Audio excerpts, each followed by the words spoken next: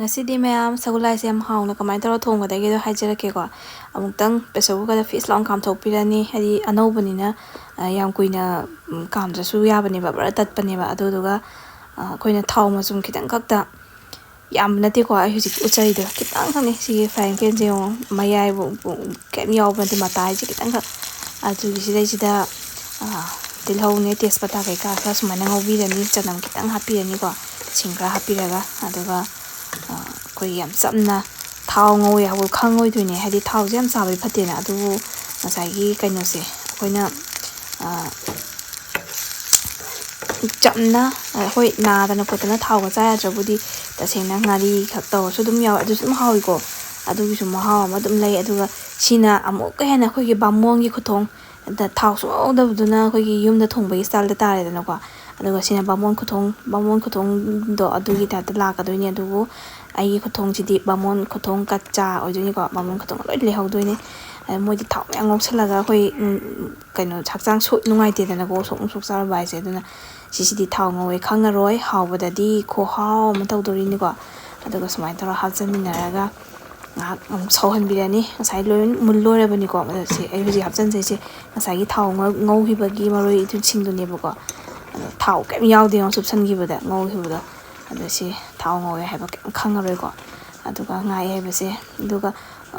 ai gi ngasi gi oina di uka bi le ro ga kaino go in thak chare ba muka nga ga adu magi si jam hawi adu ga makhan ni ko khoina sa ba matam da kaino se sina da tilhau mana khrani ko loisram dai timing da sum thak oi wane adu ga kaino magi khwai chana ba kaino se thumyak pi ga ngamule ro yam chana bani ko adu bu ngamule ro sisu ka bi ro chap mana re adu thumyak pi yaw bagi ma haw manam na tongali adu gi ma haw tu na ong no mong tok jarake da smaina mong hak tan kom jalaga thau ha ba thau ngor bagi ma chum do tang hajan gi bi da magi form am la ani ba adu ga chana ga da thum thak pi ga ya gi ot pi odum ma su uti ke ka gi tap ta ko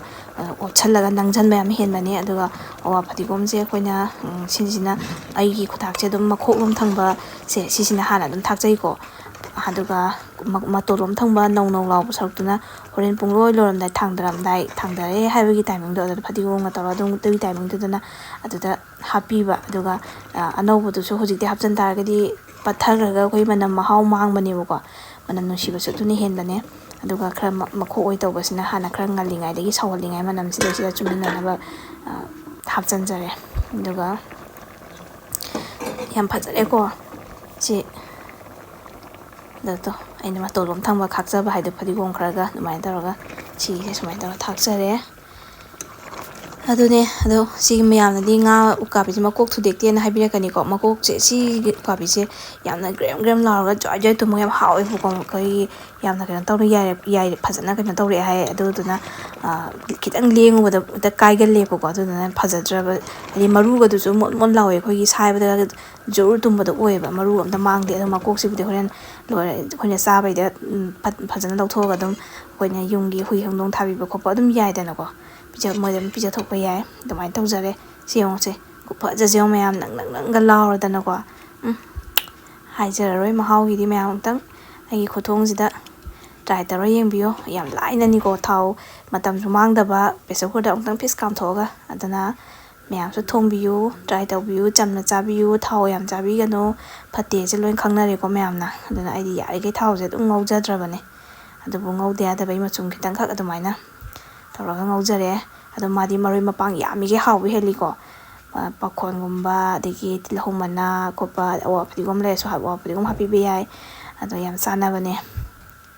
sumai tawdana loi sanjare myam yam hawgre sin sang se ai isana thaga che dum hai thaga chapadi na de ko myam thaga dum hawre hai re na tra adoni myam si de bye bye